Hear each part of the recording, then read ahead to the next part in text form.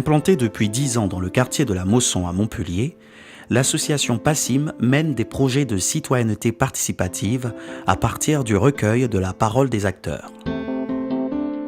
Dans le cadre du projet « Des paroles citoyennes pour restaurer la paix et la sécurité », des habitants de cette zone urbaine sensible, ainsi que les forces de l'ordre y intervenant, ont été amenés à partager leurs analyses sur leur expérience vécue dans ce quartier. Ce documentaire met en relief la manière dont les habitants vivent leur quartier et la façon dont les forces de l'ordre le perçoivent. Il donne à entendre la vision des habitants sur les interventions de la police, leur incompréhension, mais aussi leurs propositions en vue d'une meilleure cohabitation. Il propose ainsi des clés pour comprendre les rapports actuels entre la population et la police, pour permettre un dialogue constructif et confiant tel que l'a expérimenté l'association PASSIM au cours de ce projet. J'ai choisi cette image parce que c'est un endroit que je connais très bien. C'est le lac des Garrigues.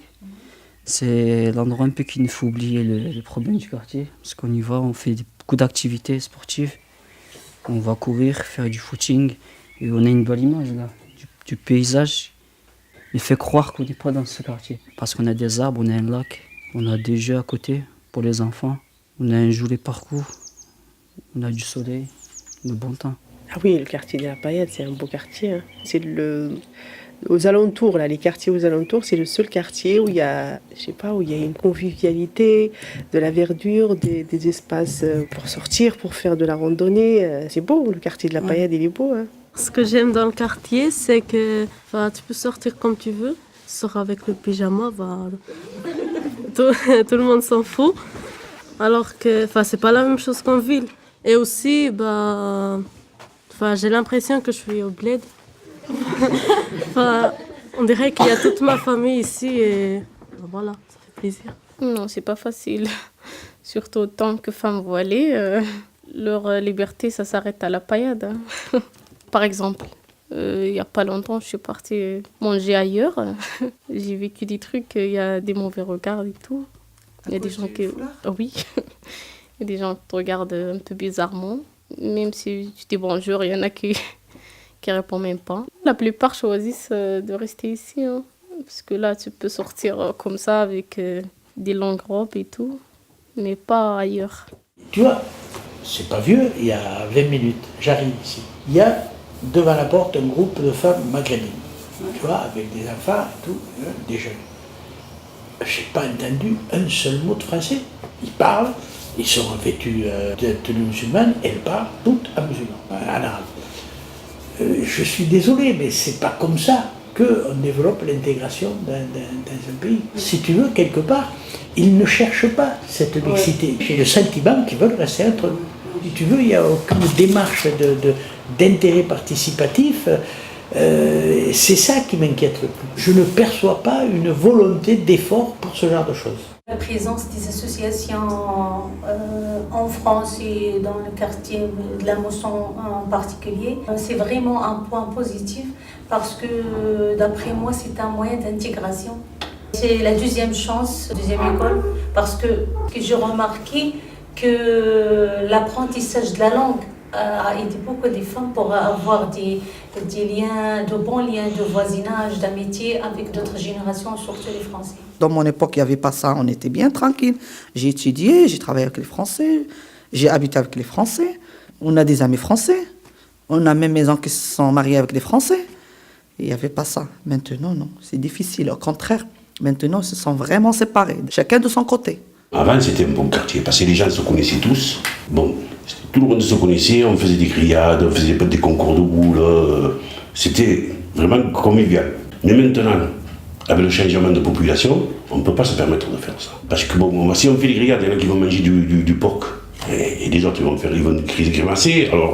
Et pourtant, on leur a proposé plusieurs fois d'en mettre 2 barbecues. Ça faisait qu'ils auraient pu cuisiner d'un côté, nous de l'autre. Quand j'étais petite au Maroc, je regardais la télé, je me dis, mais la vie en France, ça doit être... Alors que là, on vit entre nous. On se croyait au Maroc, là. Quand on sort dans le quartier, on se croit au Maroc. C'est un peu désolant parce que Montpellier, ça reste une ville française. La Paillette, ça reste un quartier de Montpellier. Et ça doit être un quartier mélangé.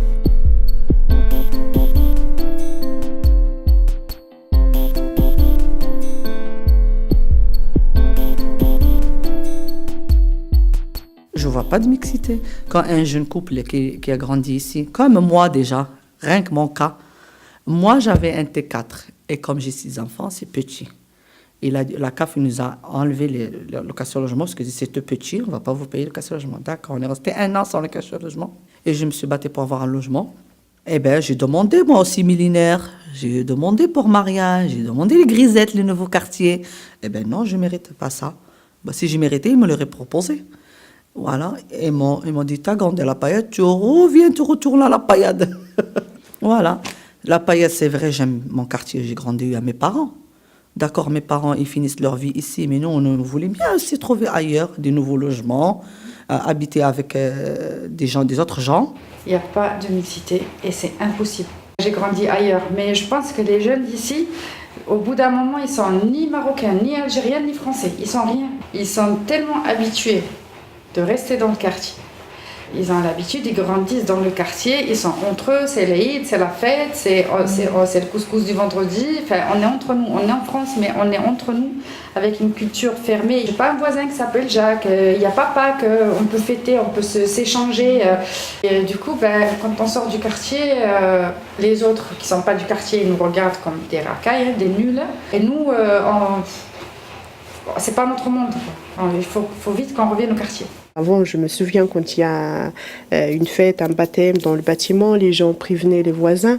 Mais là, ils disent qu'on est entre nous, hein, tout le monde sait ce qu'on fait. Donc, il y a un mariage, la musique à fond jusqu'à 2h du matin, 3h du matin.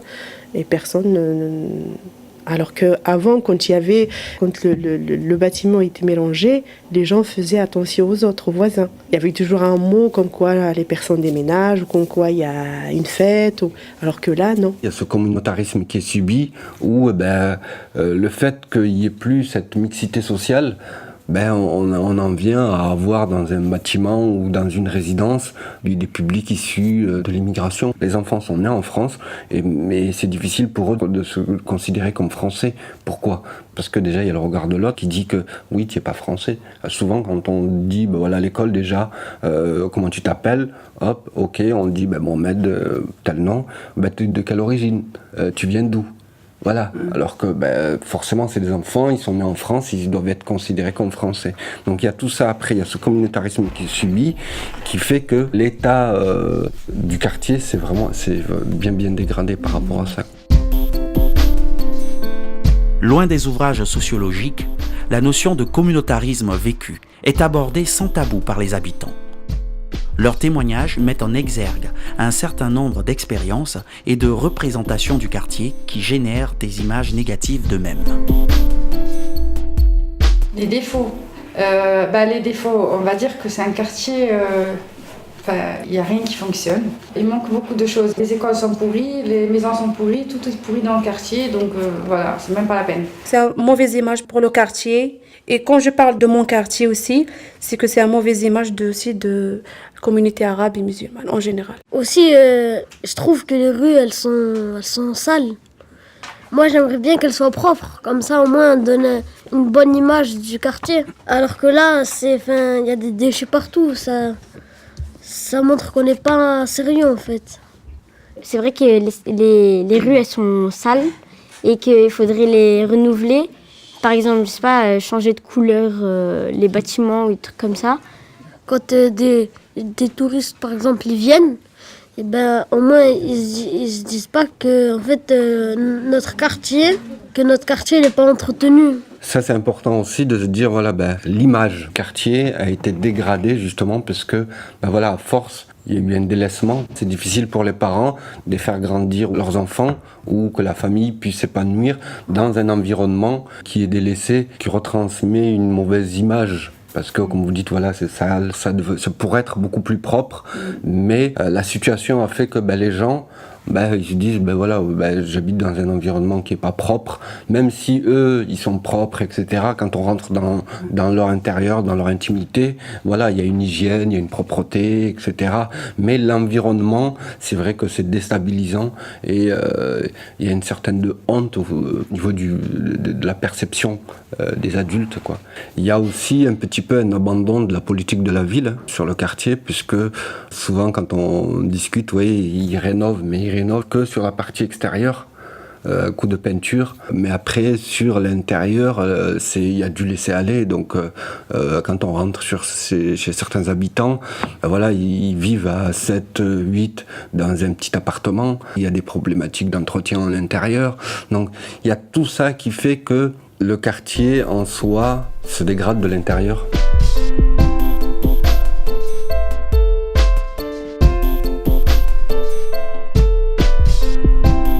Quand on a les enfants petits, oui. Mais quand les enfants commencent à grandir, c'est là où on sent la difficulté et que des fois on en a marre et on veut se barrer. Quand ils sont petits, on les amène à l'école, on les ramène après. Mais quand ils sont grands, donc ils sortent seuls et le quartier, on commence à voir des choses qui ne nous plaisent pas. Les dealers, les vols, Par exemple, mes filles, ils sortent pas dans le quartier. Elles veulent pas sortir dans le quartier. Ils disent qu'est-ce que tu veux qu'on fasse? Il n'y a rien à voir. Il n'y a pas de place pour les... On va dire, je sais pas si c'est ça ou pas. Eux, ils disent qu'il n'y a pas de place pour les filles sur le quartier, donc on sort pas.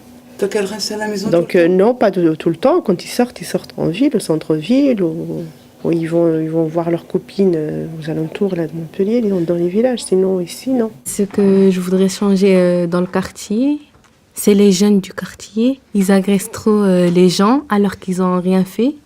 Les points négatifs que je voudrais changer, c'est déjà qu'il y ait moins de vols, des cambriolages d'appartements, de maisons, aussi dans les magasins. Voilà. Et aussi, il y a la vente de drogue. À Saint-Paul, il y en a beaucoup qui vendent de la drogue. Essentiellement des problèmes de jeunes. Les autres existent aussi, mais c'est ceux-là qui sont le plus ressentis et le plus identifiables, le plus visibles. Moi, j'ai eu deux accrochages avec des jeunes. C'était fini. Moi, c'est malheureux de le dire, c'est vrai que j'en ai frappé un. Bon. Et les autres, ils se sont dit, celui-là, il est dangereux, il ne faut pas s'en approcher. Et ça marche comme ça. Et oui, parce qu'à un moment donné, ils allaient sur le parking, ils cassaient les voitures. Infernal, c'était. Ils rentraient dans les halls, ça fumait des joints. Alors les parents, ils rentraient avec les petits-enfants et ils criaient. Parce que les petits, ils respiraient tous les joints. Mais ça marche comme ça, hein. C'est comme, pour ainsi dire, comme la loi du plus fort. Il y a 2 ou 3 rues dans ce quartier qui sont à saturation. Tout le monde les connaît. En plus, il y a le quartier Saint-Paul où c'est quand même le ralliement, surtout en ce moment ou depuis quelque temps. Ça fait déjà un moment. Moi, j'ai même attiré l'attention à la préfecture à une réunion en disant que c'était le rendez-vous, le marché d'échange de la drogue, l'achat et la vente. Il y a comme partout des îlots qui sont potentiellement tout ce qu'il faut pour pouvoir avoir des incivilités, des formes de communautarisme assez détestables. C'est à la fois très localisé, très identifié, et on s'aperçoit qu'on arrive à vivre avec. Ça serait très injuste de considérer que c'est l'ensemble de la rue et des bâtiments de la rue qui sont concernés. On est dans une zone où, écoute, ça paraît normal qu'on conduise une voiture sans permis, ça paraît normal qu'on fasse de la moto sans casque, et c'est vrai que les flics, ils peuvent pas courir après tout le monde. Mais là, on est dans une zone où la République a plus trop de règles, là, quoi. Des gens vont voir la police leur dit oui, on va intervenir, mais ils le font pas, quoi. Alors, au motif que sûrement ils ont d'autres choses à foutre, mais la tranquillité publique, c'est quand même quelque chose qui est du domaine de la République. Il y a des débordements, des fois quand même, il y a des manifestations, tout ça, les flics qui viennent, des affrontements avec les jeunes, et ça, je pense qu'il faudrait le changer, mais je pense que c'est parce que les jeunes, ils sont pas assez suivis pour ça. Genre, quand ils sont déscolarisés, ils sont abandonnés au banc de la société, du coup, il reste que ça, au final. Trouver un travail déjà avec un diplôme, c'est dur, alors sans... À part le chantier, il n'y a pas grand-chose. Du coup, l'argent facile, c'est la drogue, le cambriolage, tout ce qu'on disait, quoi. Tout, voilà, si les jeunes étaient suivis en cours et ils apprenaient bien, et qu'ils avaient des diplômes et envie de travailler, tout ça, je pense qu'il y aurait moins de délinquance. Le bon exemple est devenu le mauvais exemple. Et à l'inverse, le mauvais exemple est devenu le bon exemple. Je m'explique. Étant jeune, nous, on se projetait vers les grands frères qui étaient respectueux, respectables, etc. Qui avaient une certaine réussite universitaire tant que professionnelle, parce qu'ils travaillaient, etc. Il y avait cette projection sur ces personnes-là. De nos jours, c'est la facilité qui est mise sur un piédestal. C'est pas l'élève studieux qui va être reconnu, Nous, non, il va être traité d'intello, etc.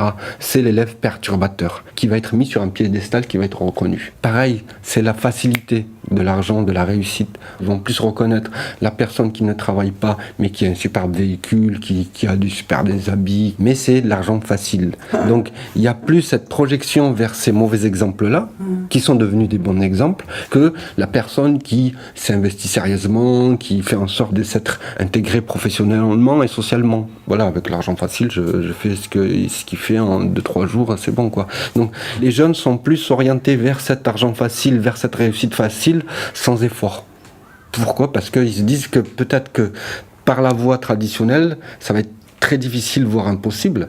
Et c'est compliqué parce que toi, en tant que travailleur social ou toi, en tant qu'habitant de quartier, comment faire valoir aux jeunes de dire, voilà, c'est important de travailler à l'école, c'est important pour essayer d'avoir des diplômes, et de dire, ouais, mais même avec des diplômes, ça va être difficile pour moi parce que j'ai un nom à consonance étrangère, parce que j'habite le quartier. En fait, on a fait en sorte que dans les quartiers, la seule perspective pour les jeunes, c'est la réussite facile, entre guillemets. C'est c'est la petite délinquance, c'est les trafics, c'est la débrouillardise.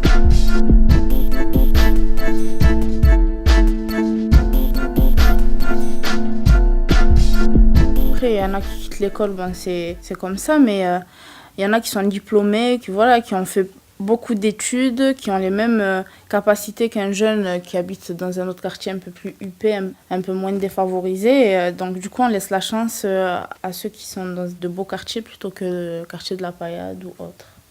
C'est clairement de la discrimination par rapport à notre lieu, le lieu qu'on habite et le quartier qu'on habite. Et toi, tu as envie de faire quoi dans ta vie ? Tu as envie de faire des trucs pour le quartier ou plutôt de partir loin du quartier ? Non, pas partir loin, pas non plus y rester, mais déjà casser cette image on n'est pas plus con qu'eux, on n'est pas plus bête qu'eux, on est aussi intelligent que les gens qui vivent pas dans nos quartiers, qui ont fait plus d'études et qui s'appellent Brigitte ou autre. Et voilà, on a la chance d'être en France, donc il faut en profiter. Faut pas se morfondre, faut se relever à chaque fois. Et on ne sera jamais servi dans un plateau d'argent, donc il faut se lever et avancer malgré tout. Moi, pour trouver du travail, j'ai beaucoup galéré. Je viens de Verbois. Avant de m'engager à la Paillade, j'ai passé des concours et des concours. Par finir, j'ai eu le bas de l'échelle. J'ai dit, ça me va. L'essentiel est que je travaille pour pouvoir payer mes factures. Mais quand les gens entendent la Paillade, les gens ont peur de ça. Donc, on nous a déjà classés, on nous a déjà donné des étiquettes. Les gens qui cherchent du travail, qui ont la volonté de chercher vraiment, pourquoi l'État ne leur donne pas la possibilité ? Pourquoi on les marginalise, soi-disant, parce que tu habites un quartier sensible, on ne peut rien tirer de toi. Mais non, on peut habiter un quartier sensible et avoir la tête sur les épaules, et travailler et gagner sa vie convenablement. Il y a de très bons exemples à la Paillade. Mais la problématique, c'est qu'on n'en parle pas. On va parler du délinquant, des rodéos, de motos, de quad, etc. Mais on ne va pas parler de l'ingénieur, du médecin, du chef d'entreprise. On n'en parle pas. Et la problématique, c'est qu'on va plus pointer du doigt les côtés négatifs, d'où cette mauvaise réputation que ça traîne depuis maintenant, depuis que la Paillade existe. En fait, c'est les médias qui jouent avec cette image pour effrayer d'autres personnes. Et il faut vraiment éteindre votre télé. Et la radio aussi, des fois, ça peut faire beaucoup de dégâts. En fait, les points négatifs sont inventés par les médias, on va dire. Voiture volée, c'est quand même vrai, ça ? Oui, c'est vraiment vrai, malheureusement. Et il n'y en a pas beaucoup. C'est de temps en temps. Mais dès qu'il y a un petit cambriolage, les médias vont vous dire qu'il y a eu 5 morts. Ils jouent beaucoup sur des... Et tu as même certaines personnes dans le dehors du quartier qui vont faire un tour pour la première fois ici. Et quand ils croisent une personne du quartier qui leur fait un sourire, elles sont étonnées. Le quartier, il a changé puisque tout simplement la population a changé. Avant, on avait une population, on va dire, beaucoup plus mélangée. Après aussi, on a un mode de vie qui est différent. Avant, c'était beaucoup des locataires d'HLM. Aujourd'hui, on a énormément de propriétaires pauvres, mais propriétaires quand même. Ça a changé aussi puisque avant on avait une première génération, là on arrive à une deuxième, troisième génération. Donc ça change en termes de profil, Mais bizarrement, ça ne change pas en termes de problématiques. Ça, il faudrait réfléchir pourquoi. Pourquoi il y a une reproduction des inégalités malgré que la personne possède son appartement, malgré que la personne connaît plus le terrain social dans lequel il est et connaît plus les codes. On se retrouve quand même avec les mêmes problèmes. J'en parle avec des amis qui sont issus du quartier aussi. Et on se disait, peut-être ça va être la 4e génération que ça va changer. Ouais, je pense que la première, c'est les parents. La deuxième, ça a été la génération beurre. On s'est brûlé les ailes. La 3e, c'est la nôtre. On a du mal. Et je pense que la 4e, elle sera beaucoup plus en harmonie avec le quartier. Mais malheureusement, si elle est en harmonie avec le quartier, ça veut dire qu'elle va le quitter. C'est pas paradoxal de dire que si elle est en harmonie avec le quartier, elle va le quitter? Ah ben non. Si tu es en harmonie avec le quartier, c'est-à-dire que tu aimes ton quartier, mais tu veux plus le subir. Moi, je le vis. C'est-à-dire que ce quartier, je l'aime, il n'y a aucun souci, je m'y sens bien. Mais je ne veux pas le subir. Par exemple, les motos cross qui vont en fond, ça fait pleurer mon fils pendant la sieste. Les voitures épaves, j'en ai par-dessus la tête. Les gens qui savent pas trier les poubelles ou même qui les jettent n'importe comment, j'en veux plus. Donc c'est des petites nuisances qui sont pas grand-chose, mais qui, mine de rien, te font dire tu pourrais être mieux ailleurs. Donc voilà, donc on est en harmonie avec le quartier, c'est-à-dire qu'on est à l'aise avec notre territoire, on est à l'aise avec notre ville, notre citoyenneté, c'est-à-dire notre pays, là, il n'y a pas de souci. Mais justement, c'est peut-être parce qu'on est en harmonie avec le quartier qu'on est en décalage avec les gens qui ne le sont pas, avec les gens qui se conduisent soit comme s'ils étaient au bled pour ceux qui viennent d'arriver, ou comme s'ils n'en avaient rien à faire de leurs voisins parce qu'ils mettent la musique à fond, etc. Voilà. Je suis dans une résidence où il y a plus de 90% de propriétaires. Donc tu te dis à un moment donné, si même ton bien à toi, c'est-à-dire ce que tu peux revendre avec une plus-value ou ce que tu penses léguer et laisser en héritage à tes enfants, si même ça, tu n'en prends pas soin, n'attends pas que le mec qui habite au Mercure en HLM et il prenne soin de son appartement. Ça, c'est impossible. Mais à un moment donné, on lâche un peu l'affaire parce qu'on se dit, mais nous, on n'a rien en fait. Nous, on n'a rien à gagner. Nous, si on veut, on prend nos affaires, on part. On a la possibilité de partir. Alors, on ne va pas se ruiner notre santé, on ne va pas ruiner l'avenir de nos enfants et surtout leur éducation à se casser la tête avec des gens qui ne veulent pas, tout simplement. Voilà, c'est quelque chose qu'on n'a pas forcément envie de subir. Et c'est pour ça que je pense que mes enfants n'auront pas envie de grandir dans le quartier. Moi, j'ai fait cet effort-là parce qu'aussi, à un moment donné, j'étais impliqué dans le quartier. Je me disais, c'est bien beau de dire que le quartier, il vaut le coup, etc. Mais si on se barre dès qu'on a l'opportunité, voilà. C'est vraiment que les problèmes de voisinage qui nous font fuir le quartier au final. Aujourd'hui, j'attends un peu, mais je vais bientôt partir, ça c'est sûr.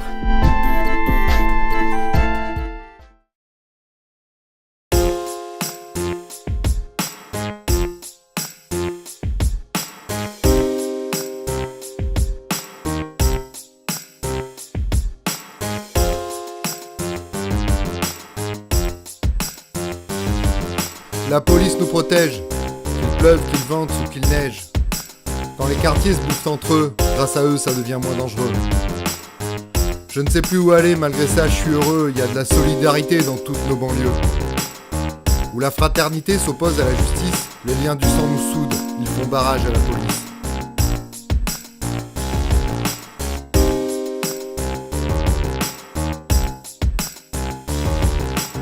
Si la loi du plus fort est au-dessus des hnouches, que tu sois black, blanc, beurre ou manouche, la première chose qu'on t'apprend, c'est de fermer ta bouche. Attention à la guerre des banlieues, là où GTA n'est pas qu'un jeu. Les mitraillettes remplacent les manettes et la violence jamais ne s'arrête. Pour moi, la police c'est le dernier rempart. Nos petits frères rêvent de devenir des gangsters. Je deal pas, je vole pas, je me couche pas tard. J'aimerais pas qu'ils finissent au placard. Moi je suis flic, je voudrais protéger mais je dois d'abord me protéger. C'est pas évident dans le quartier de respecter et d'être respecté. Nos petits frères rêvent de devenir des gangsters. Nos petits frères rêvent de devenir des gangsters. Je dis pas, je vole pas, je me couche pas tard. Je dis pas, je vole pas, je me couche pas tard. Mais nos petits frères rêvent de devenir des gangsters. Nos petits frères rêvent de devenir des gangsters.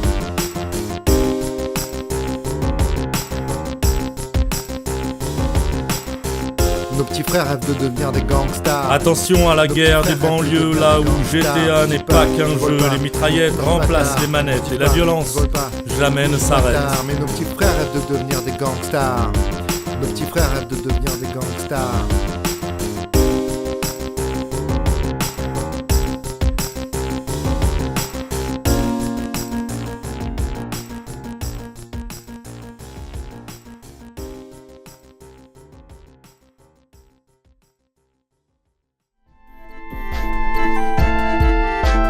Entre-soi, communautarisme, sentiment d'insécurité, les habitants ont témoigné avec sincérité de leur vécu et de leurs préoccupations. Comment, de leur côté, les forces de l'ordre perçoivent-elles les réalités du quartier de la Mosson ? Cette représentation institutionnelle est-elle en adéquation avec le ressenti des habitants ? Si on parle de quartiers sensibles à la délinquance, j'ai envie de dire que statistiquement, on a plus de chances de se faire détrousser dans le centre-ville de Montpellier, surtout à la tombée de la nuit, plutôt que partout ailleurs. Si en revanche on parle du sentiment d'insécurité, si on parle des dealers au pied des cages d'escalier, si on parle des véhicules brûlés, ça génère du sentiment d'insécurité. Pour autant, la Mosson ou même les Hauts-de-Massanes, c'est un quartier qui est 2 fois moins criminogène que le centre-ville. C'est-à-dire que là où on a un taux de criminalité en ville de l'ordre de 100 délits pour 1000 habitants et par an, on tombe à 52 délits pour 1000 habitants et par an à la Mosson. Donc tout dépend, qu'est-ce qu'on retient comme critère ? Donc il n'y a pas de réponse binaire. Il faut savoir qu'est-ce qui se passe réellement dans un quartier et qu'est-ce qu'on y voit. Je dirais les policiers, eux, ils n'y sont pas sensibles parce que tous nos policiers ont débuté en région parisienne et tous nos policiers sont habitués aux banlieues, sont habitués à des quartiers où le nombre de gens issus de l'immigration est très très très important. Donc nous on ne fait pas attention. Mais quelqu'un qui viendrait du sud de la circonscription et qui découvrirait pour la première fois les Hauts-de-Massanes ou le Petit Bar serait peut-être inquiet du type de population qu'il va croiser dans la rue, sans trop savoir pourquoi d'ailleurs. Donc en fait, on voit bien que même s'il y a un sentiment d'insécurité sur ce secteur, c'est un sentiment d'insécurité. Ce qu'il y a beaucoup plus ici, c'est des actes d'incivilité. On ne parle pas des méfaits commis par les gens des quartiers, on parle des méfaits des lieux de commission des faits. Voilà, c'est ça. Beaucoup des faits commis au centre-ville le sont par des gens qui habitent ou la Mosson, ou le Petit Bar, ou les Cévennes. Mais ils ne le commettent pas dans leur quartier. De quoi se plaignent les habitants ? Donc les habitants de la Paillade se plaignent des nuisances sonores, se plaignent des squats au niveau des bâtiments, les incivilités, les halls d'immeubles qui sont pris pour des urinoirs publics. C'est pas un sous-quartier, c'est un quartier. Les gens payent leur loyer et essentiellement quand on nous appelle, c'est pour des nuisances. Donc moi, concernant le quartier en lui-même, je vais donner un avis très personnel. Je vois que la délinquance a évolué, le respect s'est effacé. Hélas, vous devez le vivre tous les jours. Il n'y a plus de respect dans les quartiers. On le sait très bien. Moi, quand je faisais de la police de proximité des comités de quartier, souvent, ça revenait. J'ai peur. Moi, si je témoigne, qu'est-ce qui va m'arriver ? Ils vont me brûler ma voiture, ils vont me casser ma porte, ils vont me tuer mon chien. Bon, la plupart du temps, heureusement, c'est du registre du fantasme, c'est-à-dire de la crainte pas justifiée. Mais j'ai envie de dire, la Mosson, c'est pas un mauvais exemple. Il y a des gens qui se manifestent, il y a des gens qui appellent le 17, il y a des gens qui dénoncent, il y a des gens qui mettent des noms sur des délinquants. Voilà. Il y a des gens qui poussent la porte du bureau de police pour aller porter plainte, pour aller témoigner. Donc voilà, c'est pas la mafia napolitaine, quoi. Les gens sont pas pris en otage. C'est un quartier quand même qui est ouvert. Quelles sont les relations des citoyens avec la police à la Paillade ? Alors, la relation police-population, elle est bonne. Contrairement à ce que les jeunes peuvent penser, la relation police-population est bonne. Moi, je suis intervenu dans des quartiers où j'ai été super bien reçu, des victimes ou même des auteurs. Après, comme de partout, on a de la délinquance. Donc, si c'est pour aller interpeller un délinquant, automatiquement, on peut rapidement aller au clash. Mais pour répondre à la question, la relation est bonne. Voilà, du moins, on fait en sorte qu'elle soit bonne. Si je peux ajouter quelque chose, vous êtes dans une zone de sécurité prioritaire. À ce titre, il se réunit une cellule de veille tous les mois, où autour de la table se retrouvent les représentants de la préfecture, les représentants de la mairie, la police nationale, la police municipale, l'éducation nationale, les services de monsieur le maire, et nous exposons les problèmes et nous essayons d'y trouver une solution ensemble. C'est-à-dire que si la police nationale n'a pas la solution, peut-être la mairie l'aura, ou la police municipale, ou l'éducation nationale. Voilà. C'est un travail de partenariat avec toutes les institutions. Donc à ce titre, vous pouvez nous parler de tout un tas de problèmes, même si ça ne concerne pas directement la police. Je rapporterai ces propos à cette réunion de la cellule de veille pour voir si quelqu'un peut amener une solution. Les habitants reviennent sur des expériences vécues et partagent leurs observations relatives aux interventions des forces de l'ordre sur le quartier. Après avoir livré leurs réflexions, leur incompréhension ou désapprobation, ils formulent des propositions, voire des préconisations pour favoriser une coexistence plus positive. Les policiers n'ont pas l'air d'être intéressés par le sujet. Dès qu'on parle du quartier ou des jeunes du quartier, ils se disent c'est toujours la même chose, quoi. Si moi, service de police, j'estime que pour ajuster convenablement mon action, il faut que je sache quel est le besoin des gens, quel est le ressenti des gens. En gros, qu'est-ce qu'ils me demandent à moi, police? Si je ne le fais pas, ça, je vais le savoir comment. Mais tu vois, il y a déjà des choses qui ne devraient pas arriver. Les policiers ne connaissent pas les rues. Alors, le temps que tu leur expliques et que tu les envoies, tu leur dis ils sont partis par là et ils partent de l'autre côté. Voilà. Ça, c'est déjà quelque chose que je trouve, moi, lamentable. C'est-à-dire qu'ils ne connaissent pas le quartier, ils sont étrangers, qui ne traitent pas les réels problèmes du quartier. Tu n'as qu'à le voir, tu n'as qu'à te balader ici. La circulation dans les Hauts-de-Massanes, c'est un scandale. Les feux, les stops, tout ça. Peut-être, je ne sais pas, eux, c'est peut-être la police de la paillette, ils n'ont pas les moyens. Que tout le monde n'a pas les moyens. Quand il s'agit de la paillette, tout le monde n'a pas les moyens. Je ne sais pas. Des fois, ils viennent quand une voiture, c'est passé. Ben là, pour le moment, le quartier, moi, je pense qu'il s'est un peu calmé quand même. Ils sont un peu calmés. Mais à l'époque, moi, je les voyais avec une voiture, c'était passé. Au moins 4 ou 5 voitures. Ça peut être une question de moyens, parce que si, au niveau de la hiérarchie, quelle qu'elle soit municipale ou nationale, on considère qu'il faut utiliser le peu de moyens qu'on a pour, j'allais dire entre guillemets, des affaires qui en valent la peine, là aussi je mets beaucoup de guillemets là-dessus, ça veut dire que toutes les petites nuisances et les petites malfaisances régulières, quotidiennes, qui font malheureusement la vie des gens, celles-là, c'est pas qu'elles ne sont pas prises au sérieux, mais c'est qu'elles ne sont pas traitées à la hauteur de ce qu'elles devraient l'être pour pouvoir apaiser effectivement les gens. Et moi, je pense que c'est avant tout une question de moyens. On ne travaille que sur la politique du chiffre maintenant, avec cette fameuse prime que Sarkozy avait envoyée, si vous aviez... voilà. Ben, ils sont dans cette mentalité-là, parce que c'est cette mentalité-là qui sort de l'école. Hein. C'est tout. Hein. Ben, voilà. Moi, j'ai des jeunes, et je ne parle pas que police, je parle aussi gendarmerie. Hein.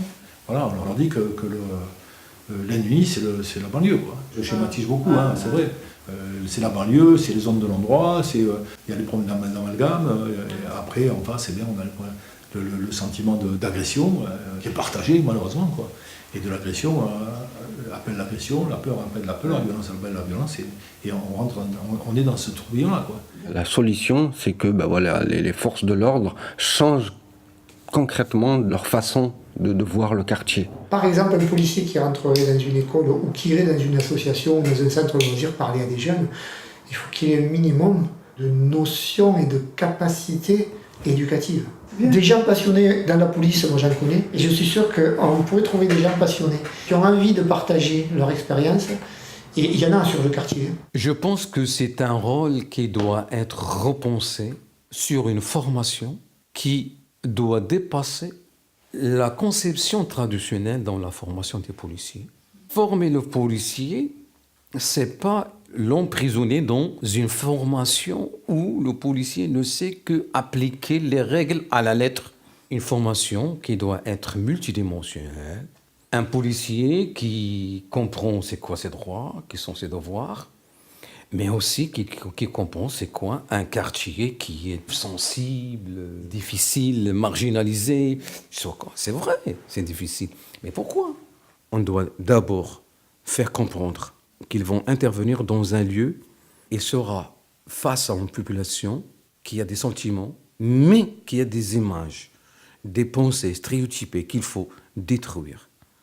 Il faut que cette hiérarchie comprenne que donner l'ordre pour exécuter l'ordre, c'est fini, ça ne donne à rien, ça ne va pas aboutir à grand-chose.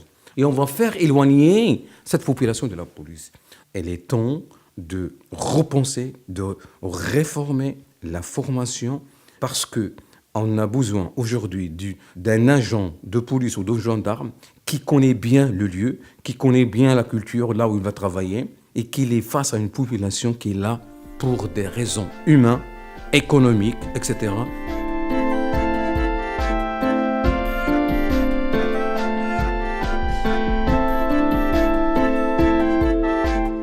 Hier, quand je suis allé au commissariat, où je voyais entre ces hommes blancs, 40, 50 ans, habillés, coiffés d'une certaine façon, je me disais, ça manque un peu de couleur dans ce commissariat. Ça manque un peu de couleur sur les visages, ça manque... La société française est multiculturelle, qu'on en dise, multiraciale, multiethnique. Donc, je voudrais que ça se retrouve au niveau de la police. C'est-à-dire que la police doit représenter un peu le reste de la société. Mais j'entends parler qu'il y a aussi des policiers qui sont un peu racistes. Je ne sais pas pourquoi, peut-être à force qu'ils voient, ils mélangent tout, mais c'est dommage. Les gens intellectuels, esprit ouvert, ils ne mélangent pas tout. Ils ne mettent pas tout le monde dans le même sac. C'est-à-dire que, voilà, j'aimerais que ce soit une police qui soit plus des gens normaux, en fait. C'est des gens qui, finalement, ils fréquentent pas la même population que nous. Souvent, les flics, par exemple, ils se marient entre eux. C'est comme les médecins, ils se marient entre eux. C'est quelque chose de courant, quand même. Que deux personnes qui se côtoient dans un métier, ils finissent par se rapprocher, voilà. Mais le truc, c'est que, du coup, par exemple, un flic, il a plus de chances d'avoir des amis flics avec lui. Dans les plus belles discussions que j'ai eues, je les ai eues avec des gens qui étaient très tolérants. Et ils étaient très tolérants parce qu'ils fréquentaient plusieurs milieux, ces gens-là. Je parle pas de racisme, je parle vraiment de tolérance, en fait. Nous, on les appelle les cow-boys, ces mecs-là, parce qu'ils se sentent vraiment supérieurs à la population, en fait. Quand ils enfilent cet uniforme, ils ont l'impression qu'ils sont pas avec nous, en fait. Et que tous les autres, il y a quelque chose à leur reprocher, en fait. Je sais pas, moi, je me suis fait contrôler. À chaque fois que je me suis fait contrôler, c'est parce que j'étais mal habillé. Sous prétexte que t'es mal habillé, ça veut dire que t'es mal intentionné. Enfin, je pense que, ouais, il faudrait que les flics ne soient pas que des flics. Il faudrait qu'ils fassent un autre métier à côté, je pense. Pour qu'ils fréquentent autre chose que de la police. Pour qu'il n'y ait pas d'un côté les policiers et de l'autre les pas policiers. J'aimerais me questionner sur ces consignes qu'il reçoit, sa manière d'être, son comportement, sa manière de faire. Est-ce qu'on lui dit, est-ce que tu dois être si brutal, est-ce que tu dois être dur, est-ce que tu dois être... C'est entre ces consignes et ce qu'il est en lui-même. S'il y a cette espèce de dichotomie, je dirais, entre sa personne et sa fonction. Enfin, moi, je connais pas de flics, mais je suppose que c'est des très bonnes personnes, parce que c'est quand même des mecs qui ont appris un métier et qui sont sérieux dans leur travail, donc ils ont des valeurs qu'on peut respecter, nous. Mais le problème, c'est qu'eux, ils se sentent supérieurs, et apparemment, la loi, elle les met au-dessus de nous aussi.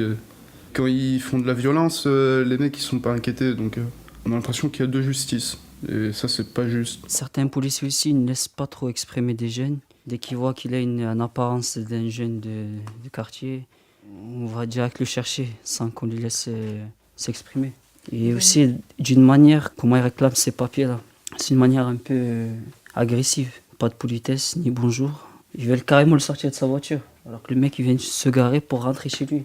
Dans un contrôle, le policier doit aussi respecter le citoyen. Ils sont égaux. La moindre des choses, quand même, c'est le respect. Après, c'est normal que des jeunes ne les respectent pas, qu'ils leur lancent des cailloux, par exemple, ou les insultent. Il faudrait voir du comment et du pourquoi on en arrive là. Il y a des policiers qui crachent sur des jeunes. Ils leur disent que t'as aucune chance, je suis flic, tu connais la tradition. Ils profitent de leur statut. Parce que, ok, ils ne sont pas très forts, c'est des humains comme nous. Mais ils savent que s'ils se font taper ou maltraiter, qu'ils seront gagnants dans l'affaire. Le respect, ça va dans les deux sens. À chaque fois, je n'ai jamais vu un contrôle qui se passait correctement. Les seules fois, c'était avec les CRS. Voilà, l'uniforme avait une attitude professionnelle. À l'inverse de tout ce qui est police nationale et la BAC, c'est très délicat la relation et c'est eux qui interviennent le plus dans les quartiers. Hein. Pareil, quand ils mettent les menottes, ils serrent les menottes, ils sont brusques, ils mettent par terre pour des situations où il n'y a pas vraiment besoin, il n'y a pas eu de vol, il n'y a pas eu d'agression, c'est juste un contrôle. Ils montrent que nous n'est rien par rapport à eux, quoi. Je pense que ça va plus au-delà que de dire voilà, je suis l'uniforme. Non, c'est plus humilier, dire voilà, moi je peux me permettre ce que je veux, toi non, quoi. Ils contribuent vraiment au fait que y ait cette relation conflictuelle. On dit que l'uniforme doit être l'exemple. Doit avoir une manière professionnelle d'intervenir. Et là, quand on se dit voilà, qu'ils viennent et qu'ils ont une attitude agressive verbalement, qui dénigre, dès le départ, ça fausse la relation dans laquelle, normalement, nous, en tant qu'habitants, on est censé avoir une attitude correcte envers les forces de l'ordre. Mais là, la situation fait que ça envenime justement cette relation. Il y a une autre façon, il y a une autre manière. C'est possible, ça, je suis sûr, quoi. C'est là qu'il faut trouver, oui. Un jeune va être respectueux avec un adulte, avec un autre jeune qui leur montrent le respect. Je dis pas qu'il faut venir faire la nounou, faire l'animateur, non, je demande pas ça, mais je demande qu'il y ait certes des interventions, mais professionnelles, dans le cadre du respect de l'humain. Et ça, je pense que ça permettra d'avoir que les jeunes aient notre regard envers la police. Parce qu'en fait, il y a tout un effet de relations biaisées qui vont confronter le jeune dans cette attitude de rébellion, de dire voilà, la société ne veut pas de nous, etc. Donc plus on lui donne des billes pour confronter son avis, et plus il va aller de l'avant. Et à l'inverse, si on lui montre voilà, que non, la police n'est pas agressive, non, la police ne fait pas que des contrôles qu'au faciès, je pense que ça permettrait de changer la relation, ce que pensent des jeunes envers la police, quoi.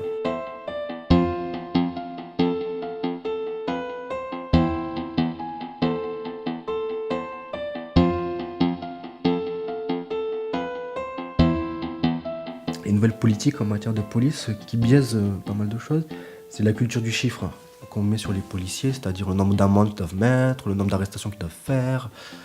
Dans certains métiers, comme les commerciaux, ça biaise parce qu'on cherche que le chiffre à la fin. Et on ne s'intéresse plus au client, à son vrai besoin, à discuter avec lui. On cherche qu'à lui vendre. Et là, j'ai peur que ça parte un peu dans le même style, c'est-à-dire qu'on fasse le nombre d'arrestations qu'il faut faire par commissariat, le nombre de délits, le nombre de délinquants arrêtés, le nombre d'amendes mises au profit de s'intéresser à la personne, à leurs problèmes et tout ça.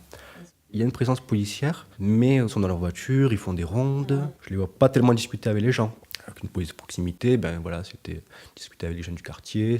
Et en plus, c'était sur ce que j'avais vu à la télé à l'époque, c'était sur la police de proximité de Toulouse qui proposait des matchs de rugby entre jeunes et policiers, qui étaient assez intéressants parce que à la fois ça permettait aux jeunes de voir les policiers autrement qu'un habit de police et de voir les jeunes autrement que des potentiels délinquants. Et de voir que derrière le képi et l'uniforme se cache un être humain qui a des enfants, qui a une femme, et que on peut punir, mais aussi on peut écouter, on peut discuter, on peut aider. Voilà. Est-ce qu'on ne pourrait pas avoir une police, mais une police plus à l'écoute, une police qui connaît les jeunes, une police, voilà. Les adultes, ça se passe très bien avec la police et les jeunes. Les jeunes, c'est leur ennemi, la police. Je ne sais pas pourquoi ils ne s'entendent pas. Il faut bien aussi qu'il y ait une relation avec les jeunes. En dehors de l'interpellation et tout ça, il faut bien que les policiers remettent la relation entre les jeunes et les forces de l'ordre. Parce qu'il n'y a plus rien entre eux. Ils ne s'aiment pas du tout. Ils entendent la police et les caillassent. Ils ne les aiment pas profondément, ils ne les aiment pas. Et ça serait bien que la police qui s'approche aux jeunes, en dehors de l'interpellation, de tout ça. Étant jeune, on avait une police de proximité, où il y avait un contact. Là, de nos jours, il y a une grosse problématique de relation entre les habitants et les forces de l'ordre. Donc en force de l'ordre, c'est police nationale, la BAC. Il n'y a plus ce contact humain, il n'y a plus cette prévention, cet échange, cette discussion. Et donc on est là maintenant dans une confrontation. Et je pense que c'est dû aussi au fait que on les voit, l'uniforme, que quand ça va pas, quand il y a une descente au niveau du contrôle, aussi d'être beaucoup plus présent. Mais de tout le temps, c'est pas juste être présent pour se montrer, faire les cow-boys une fois, on fait une descente, on se montre, en manière on dit qu'on essaye encore de montrer qu'on fait notre travail, mais qu'il faut qu'ils sortent de cette relation conflictuelle avec la population des quartiers, quoi. Je pense que pour les deux côtés, ça permettrait de stabiliser une relation et de mettre en place une relation essentielle au vivre ensemble. Et ça, c'est important, puisque la police devrait faire partie normalement du vivre ensemble. Ils ne sont pas proches et ils font rien pour se rapprocher des citoyens. Parce que y a des consignes que moi je ne maîtrise pas. Pourquoi on leur donne ces consignes-là, je ne sais pas. Mais il faudrait qu'il y ait une écoute, une réelle volonté de participation, tu vois, de dire on peut faire un certain nombre de choses ensemble, pourquoi pas. Mais si on fait des choses ensemble, il faut que ce soit partagé. Moi, je veux bien faire des choses à la police, mais je ne veux pas obéir aux ordres de la police. Je veux aussi que la police entende ce que j'ai à dire. Et aujourd'hui, ce n'est pas le cas.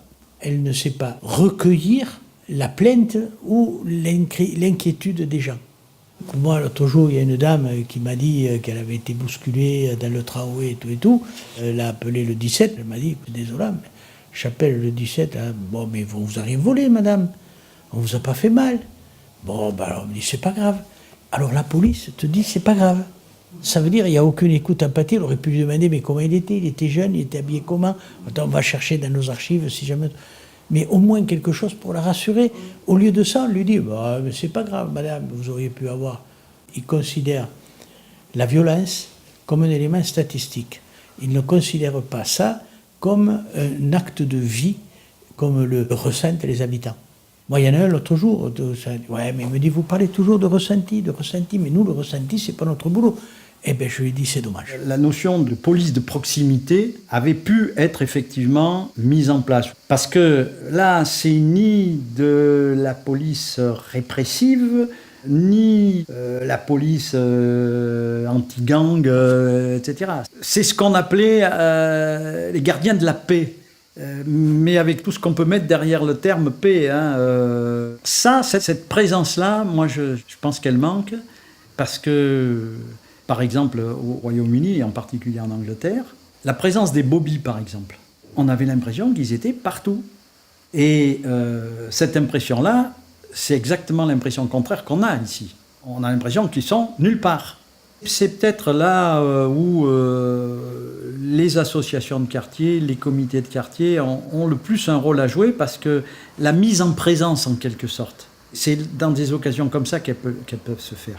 Et sans doute plus que dans des réunions publiques où il y a toujours, de la part de beaucoup de ceux qui y viennent, l'envie ou le besoin de se mettre un peu en valeur par rapport à une intervention qu'on va faire sur un mode plus ou moins agressif, etc. Et ça fait jamais avancer les choses.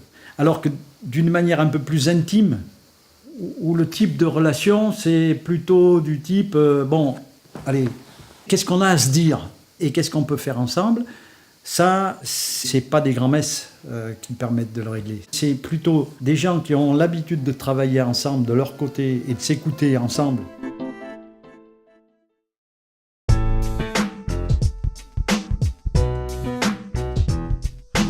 Posé avec mon Capricone, si la bague passe, contrôle à la face. Dans 2 mois, je suis 11 sous le sun. On voit la Mondéo qui se presse, nous on est là en déstress, assis, à narguer la police. Quand la Ford passe, obligé de les caillasses. Faut que nos affaires se fassent et que nos galères se tassent. Avec les sangs, on veut des billets de sang. Nous les coupables désignés, on est coupables d'exister.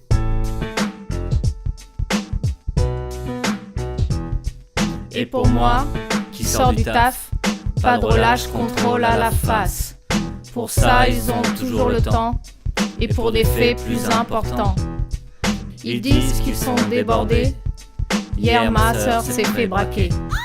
Pas un condé ne s'est pointé. Je l'accompagne pour signaler. Barrage, contrôle au sas d'entrée. Et plus d'une plombe on est resté. Personne n'écoute, je suis dégoûté. Nous les coupables désignés, on est coupables d'exister.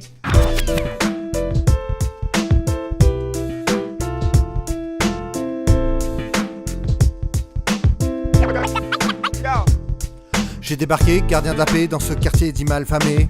Policier de proximité. Policier de proximité d'un océan de cage d'escalier. Tous les minots, je les connaissais. Parents, éduques, on s'entraidait, on lâchait rien. On y croyait. Voilà que le quartier respirait. Puis tout à coup, tout a changé. On nous a dit arrêtez-les, on veut des résultats chiffrés. Ils nous narguent. C'est suspect. C'est des coupables désignés. Ils sont coupables d'exister.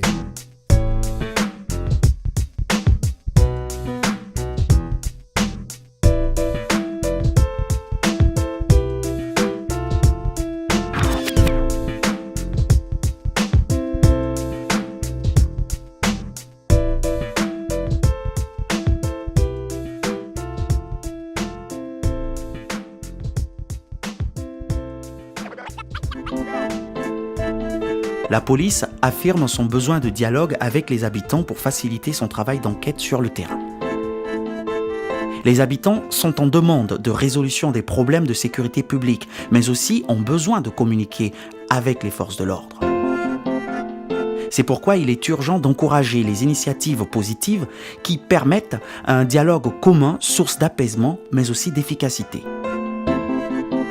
Pour réinventer les relations entre les habitants et les forces de l'ordre, pour reconstruire cette paix et sécurité au quotidien, l'association PASSIM a testé 2 processus de rencontre entre citoyens et forces de l'ordre.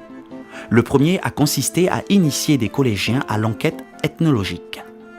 Pour mieux comprendre le métier de policier, les élèves ont mené leur enquête à l'hôtel de police des Rives du Lez, puis au commissariat du centre-ville. Voici le récit des rencontres initiées. Dans le groupe, il y a quelqu'un qui a dit que la police met les gens en prison et il trouve que ça sert que à ça. Il y a une autre personne qui a dit que la police fait partie du paysage et il risque sa vie pour nous quand même. En fait, on pense que la police, elle se préoccupe de trop de choses inutiles. On a pris un exemple, c'est que les policiers ils s'occupent trop d'arrêter des gens qui font des petits excès de vitesse et ils ne s'occupent pas de ceux qui font des gros excès. En fait, c'est comme si... j'ai pas envie de dire qu'ils ont la flemme, mais je sais pas comment dire.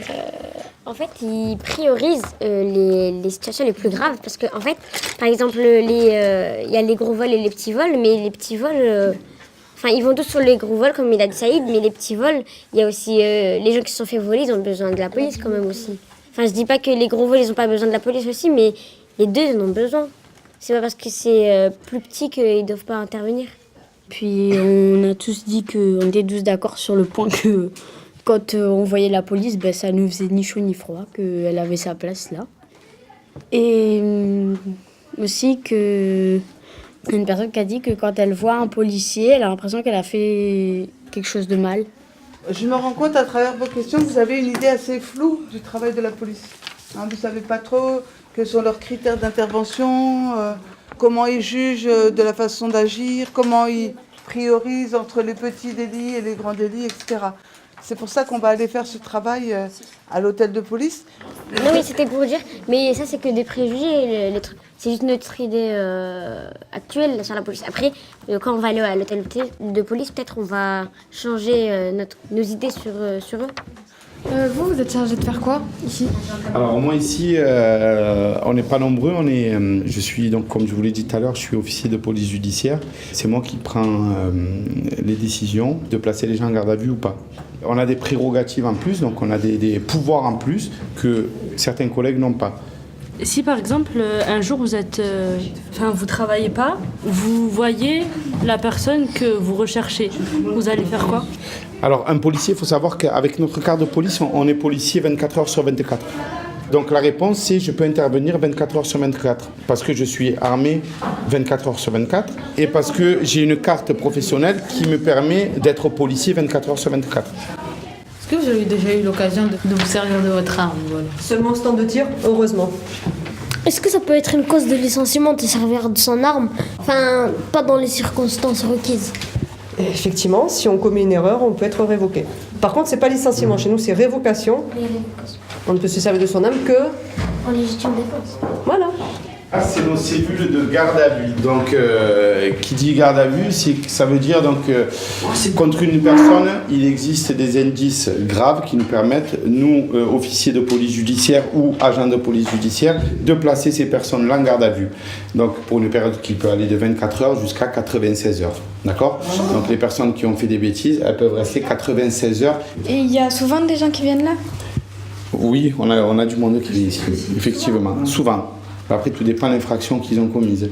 Si c'est un vol, un petit vol, tous les vols ne sont pas bien, mais après, tout dépend le degré de l'infraction commise. Voilà. Mais on a effectivement des gens qui viennent ici, donc on les nourrit, ils restent ici. À l'intérieur, ils ont des toilettes et un petit robinet. Si, on leur donne une couverture quand même. Est-ce que la prison, ça ressemble aussi à ça? Alors, tout ce qui passe en garde à vue, qui sont déférés et qui rentrent après à Villeneuve-les-Maguelones en prison, tous sont unanimes pour nous dire la même chose. La garde à vue, c'est 100 fois pire que la prison. Il n'y a pas de promenade, il n'y a pas de je m'entretiens avec X ou Y. Non, la garde à vue, c'est la garde à vue. On peut y rester 4 jours, on ne se lave pas de téléphone. Donc la garde à vue, c'est une privation de liberté. Voilà, donc on vous prive de vos droits d'aller et venir. Combien d'arrestations effectuez-vous en moyenne par mois? Donc concernant le nombre d'arrestations mensuelles, c'est aléatoire. C'est au prorata du nombre d'appels qu'on va recevoir. Tout dépend. Donc si on reçoit 500 appels en un mois, le mois d'après, on peut en recevoir 50. C'est aléatoire. Est-ce que le quartier de la Paillade est un quartier dangereux? Comment voyez-vous ce quartier en tant que policier? Le quartier ZEP dans lequel vous vous trouvez, essentiellement pour la plupart d'entre vous. Moi, je suis issu d'un quartier comme le vôtre, donc je peux me permettre d'en parler. Je vais donner un avis très personnel. Je vois que la délinquance a évolué, le respect s'est effacé, hélas. Vous devez le vivre tous les jours. À l'époque, il y en avait un peu plus. Aujourd'hui, je pense que c'est vous, demain, qui allez faire ce quartier. Voilà, et j'y crois. Merci beaucoup. Donc on s'était vu il y a un petit moment maintenant. C'est parfaitement synthétisé, donc tous les points qu'on avait vus ensemble ressortent essentiellement de votre exposé. Nous, on est super heureux d'être là, très honnêtement. Je voudrais vous remercier vraiment avec le cœur. Donc j'ai entendu lors de votre exposé parler d'un policier qui était issu d'un quartier défavorisé, c'est moi. Et donc voilà, donc ça me touche particulièrement. Donc pour ça, je voulais vous remercier. Voilà. Chaque élève a préparé un petit résumé sur ce qu'il a retenu, donc vous pouvez... Alors, moi, dans les sorties qu'on a fait, globalement, j'ai trouvé ça bien, car les agents ont été très gentils. Et moi, personnellement, ça a changé mon opinion, car avant, je pensais que tous les policiers, ils étaient méchants, ils étaient sévères. Et j'ai vu que c'est pas vrai. Vous en êtes la preuve. Et il y en a, ils sont gentils, ils font juste leur métier. Et sous prétexte que juste ils nous arrêtent parce qu'on a fait un truc ou quoi, on peut pas dire qu'ils sont méchants. Avant la visite, j'avais beaucoup d'a priori sur la police. Mais après la visite, ils ont disparu. Vous avez été très sympathique. Moi, je croyais que vous alliez être froid ou que vous alliez être neutre avec nous. J'ai appris beaucoup de choses grâce à vous. Merci. Enfin, mon avis sur les policiers, il a totalement changé parce que je pensais que les policiers, on va dire, ils n'étaient pas humains. Enfin, ils n'avaient pas... Non, mais ils n'avaient pas autant de cœur, on va dire. Et j'ai vu que vous étiez comme nous. Enfin, voilà. On est humain et très souvent, 9 fois sur 10, plus qu'humain. C'est-à-dire qu'on a toujours affaire à des situations très compliquées. Par exemple, quand on arrive chez des personnes où on a des différends familiaux avec des femmes battues, on redouble d'humanité, si je puis dire. C'est-à-dire qu'on en fait toujours plus pour rassurer ces personnes. On sort même du contexte police. C'est-à-dire qu'on se met vraiment dans du social. On fait de la médiation, on fait de la conciliation, on essaye d'arranger les choses. Et c'est ça aussi qui fait notre force aujourd'hui. C'était agréable les visites au commissariat et à l'hôtel de police centrale là. Ça m'a fait découvrir l'intérieur d'un commissariat, j'y étais jamais allée. Et j'ai appris beaucoup de choses sur les gardes à vue, notamment les cellules. J'ai vu à l'intérieur comment c'est pas du tout confortable, que ça dissuade complètement d'y aller. Et comme les cellules pour les mineurs là, c'est pareil. Moi, ce que je pensais, en fait, je pensais que le quartier de la Paillade, c'était où il y avait plus de vols et tout, mais non, c'est le centre-ville. Deuxièmement, par exemple, quand on regarde les enfants, ouais, on voit les policiers taper sur les jeunes, mais en fait, en réalité, c'est les jeunes, ils ont attaqué les policiers. C'est pour ça que les policiers, ils attaquent les jeunes. Mais genre sur les infos, on ne voit pas quand les jeunes, ils attaquent les policiers, on voit juste quand les policiers, ils attaquent les jeunes. En fait, j'ai compris. Vous allumez BFM TV, vous voyez certaines images captées et pas la totalité de la scène. Voilà. Et tu as bien résumé en disant que c'est certaines images qui sont captées. Parce qu'avant ça, pendant des heures, on reçoit de cahiers sur la tête et BFM n'est pas là en train de nous filmer. Voilà. Le second processus a permis le rapprochement d'un groupe interculturel de citoyennes avec le délégué de la police auprès de la population. Les diverses rencontres se sont révélées être un réel exercice de pédagogie. Elles ont permis aux citoyennes de comprendre les objectifs et le déroulement de certaines interventions policières, mais également les limites de celles-ci. Alors Saint-Paul, ça fait un moment qu'on le sait, qu'on le voit. Pendant 3 mois, on a travaillé dessus. Il y a eu des équipes qui ont travaillé dessus, qui ont identifié les vendeurs, qui ont arrêté des acheteurs, qui les ont auditionnés, c'est-à-dire qui les ont entendus pour savoir à qui ils avaient acheté. Et il y a environ un mois, 60 policiers ont entouré Saint-Paul et on a interpellé 4 personnes sur place et 2 un peu plus tard. On a fait des perquisitions, on a trouvé de l'argent, on a trouvé de la drogue, on les a présentés au parquet, c'est-à-dire à la justice.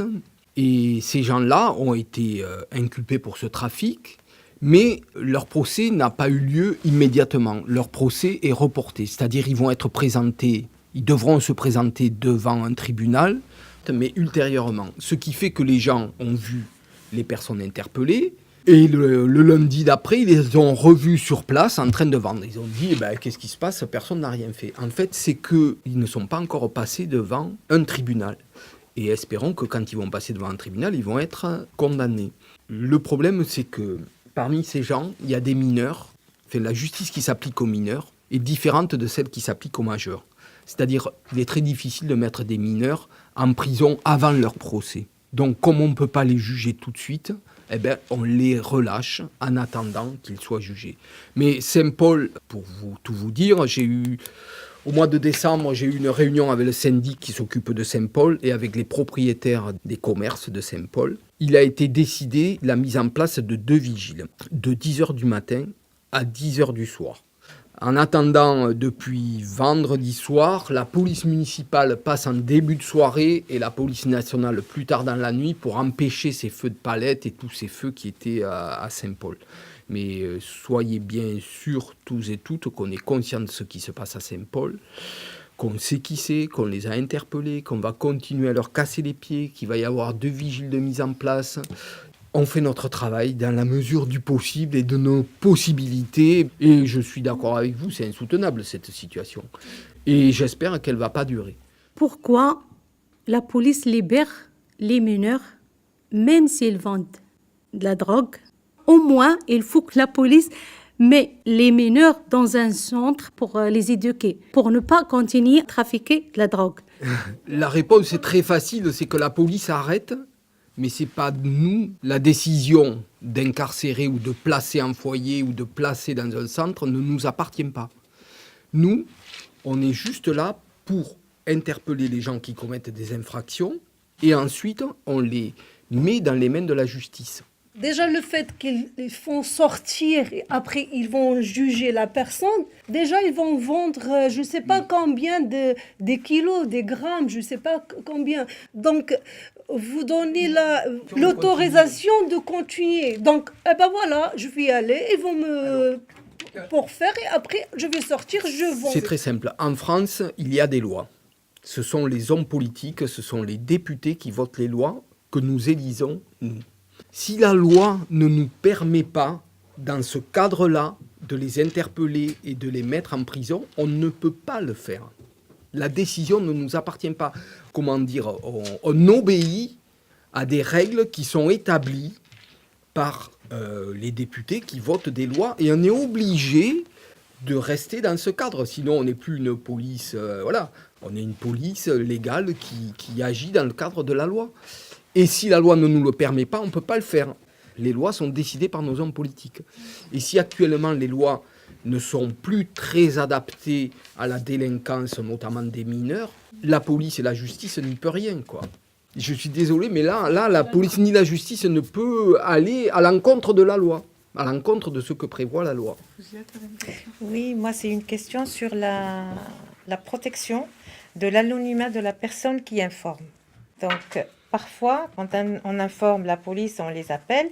Oui, votre numéro de téléphone, votre nom. Et là, il y a une peur de la part de la personne qui informe. Comment cette personne va être protégée? Parce que quand même, on voit des choses qui font mal. On le voit différemment peut-être de la protection civile. Mais nous, on vit dedans. Il ne faut pas parler seulement de Saint-Paul. Il y a le quartier Oxford. Et là, à 19h, on ne peut pas...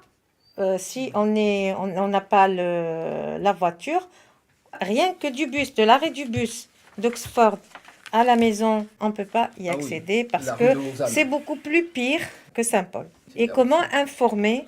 La plupart du temps, il y a des voitures qui sont brûlées.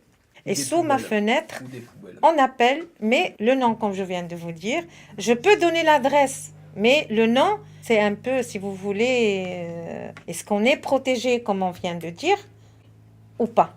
De là, il y a une vengeance de la part de la personne qui a été dénoncée. Alors, s'il y a un feu de voiture et que vous voyez et que vous connaissez la personne qui a mis le feu à la voiture, il est évident que si vous appelez et on va vous demander de venir, on va vous prendre une déposition, votre nom, votre numéro de téléphone et ainsi de suite. Et maintenant, l'avocat a accès au dossier à la première heure de la garde à vue de la personne. Si l'avocat applique le code de déontologie, il ne dira pas qui c'est, mais est-ce qu'on en est sûr? Donc, si vous savez quelque chose comme ça, bon, vous voyez une voiture qui brûle, vous appelez, vous ne savez pas qui c'est, il faut appeler, que les pompiers viennent et qu'ils éteignent la voiture. On ne parle pas de ça. Hein. Ça, il n'y a aucun problème à donner votre nom, votre numéro de téléphone, il n'y a aucun problème, puisque de toute façon, on ne sait pas qui c'est. Le problème peut se poser effectivement quand vous savez qui c'est. J'aurais tendance à vous dire, n'ayez pas peur, allez déposer plainte, dites-le. Voilà, c'est ce que j'aurais tendance à vous dire. Si vous avez vraiment très peur, mais que vous savez vraiment qui c'est, vous avez toujours la possibilité de m'appeler. Moi, je ne dirai jamais qui c'est, mais j'essaierai de faire en sorte que la personne qui a mis le feu soit interpellée d'une autre manière. Mais je ne dirai jamais qui c'est qui me l'a dit, parce que j'ai pas envie qu'il vous arrive quelque chose alors que vous accomplissez un acte civique. Donc j'essaierai de vous protéger au maximum, si même pour vous protéger, on n'arrive pas à interpeller la personne. Tant pis. Mais si on ne peut pas l'interpeller sans vous mettre en cause, on ne l'interpellera pas. C'est pour ça, n'hésitez pas, quand vous savez vraiment quelque chose de dur, que vous savez qui c'est, dites-moi-le, moi je ferai le barrage.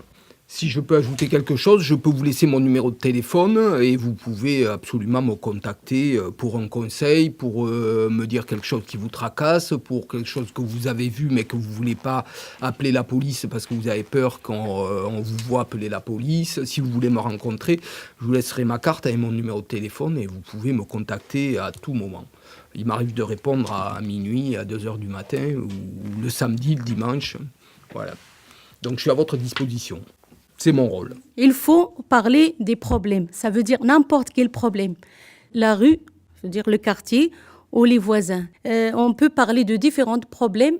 Par téléphone, on peut discuter ça, pour avoir des solutions. Des solutions peut-être pas, mais des conseils où on peut en discuter ensemble. Je n'ai pas la science infuse, mais je peux peut-être vous conseiller, vous apporter un soutien, si le problème concerne un problème de sécurité ou un problème qui est afférent à la sécurité.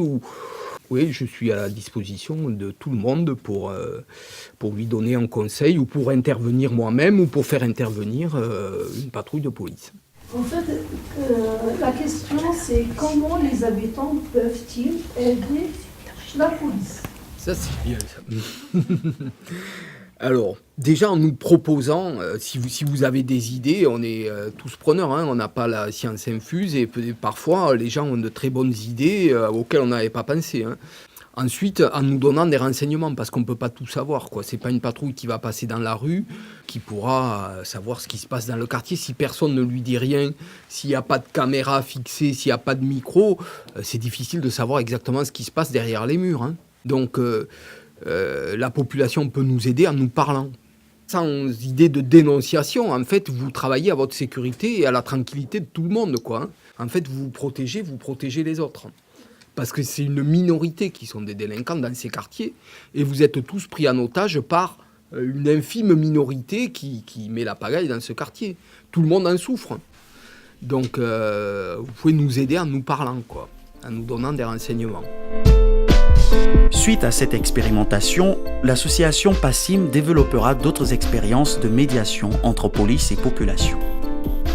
La mise en place de cafés-rencontres mensuels entre police et habitants où seront abordées les problématiques du quartier, la création d'un point d'écoute qui permettra aux citoyens et aux forces de l'ordre de s'entretenir en toute confidentialité sur des points personnels, et enfin la mise en place d'un processus de formation à la médiation citoyenne qui permettra à des parents et à des adolescents de mieux comprendre comment fonctionne la police et qui donnera des clés de lecture des situations problématiques et contribuera à apaiser les relations sociales.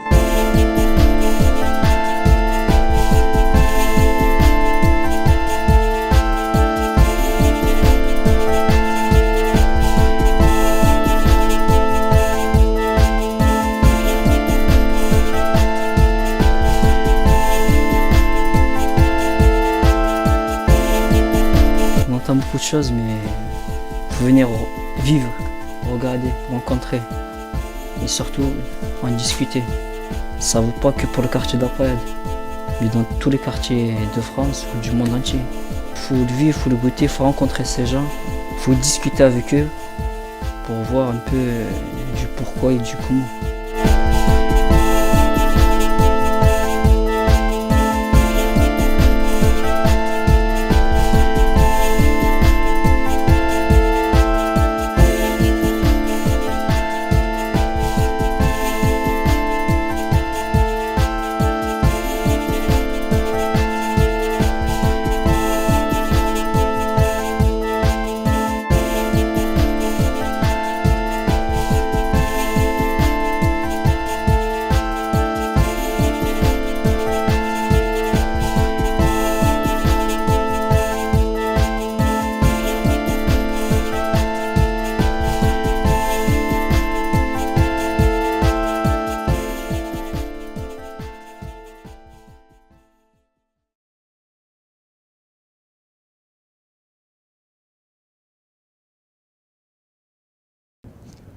Des visages et des mots. La réalisation de cette fresque de 40 mètres carrés sur le mur de la résidence Mercure à la Payade a duré 3 jours. On a travaillé beaucoup avec les femmes qui ont participé à toutes sortes d'ateliers. Et aujourd'hui, la fresque, c'est un peu une expression de cet engagement des femmes par rapport au rapprochement entre police et habitants. Et elles sont venues exprimer des mots-clés, des envies, des attentes aussi pour améliorer l'ambiance dans le quartier et créer une œuvre qui interpelle les habitants quand ils passent devant. Ça, c'est une façon de faire un plus joli quartier, de faire qu'on soit mieux dans le quartier, d'exprimer un peu ce qu'on ressent. Depuis le mois d'octobre, l'association PASSIM a mené une grande enquête auprès des habitants de la Payade. On a eu envie de collecter la parole des femmes, des hommes, des jeunes, mais aussi des forces de l'ordre sur leur représentation du quartier, des problématiques et leur vision des liens que la police peut avoir avec la population. Les femmes, elles ont donné leur opinion au niveau, à propos de vie au quartier, à la Mosson, de la scolarité des enfants, la sécurité en général, la sécurité dans leur quartier. Il faut sortir, il faut organiser des sorties ou des rencontres ou des ateliers ailleurs de quartier. C'est comme ça, et il découvre d'autres, découvrir d'autres cultures, d'autres choses. Le graffeur Adrien Salamèche a élaboré la fresque après avoir écouté attentivement les témoignages. Je connais un petit peu la Payade, j'ai travaillé ici aussi autour du roller, etc. Et dans ma pratique, dans le graffiti, il y a toujours cet aspect populaire, social qui est important et qui, pour moi, fait sens avec cette pratique-là. J'ai utilisé des mots pour réaliser cette fresque, en fait, et c'est des mots qui mettent en avant des notions qui vont être importantes pour la vie dans le quartier, mais vraiment des notions très simples. Le premier mot, c'est respect. Donc il y a respect, école, mixité, avenir, échanger. Là, derrière moi, il y a le mot paix, soutien et autrui. Il y aura aussi 3 portraits. Donc il y a le portrait d'un Shibani. Ensuite, on aura aussi le visage d'une femme voilée, qui est aussi un visage représentatif des habitants de ce quartier. Et au centre, il y aura le visage d'une jeune femme qui a des apparences un peu plus occidentales, qui représentera la réussite, la modernité, issue de cette fameuse immigration qui compose ce quartier, qui fait partie du quotidien de tout le monde, tous les gens qui vivent ici en fait. Tous les témoignages recueillis vont être rassemblés dans un documentaire multimédia prochainement. Quant à cette fresque, elle restera le symbole de toutes les démarches réalisées par les femmes de l'association PASSIM.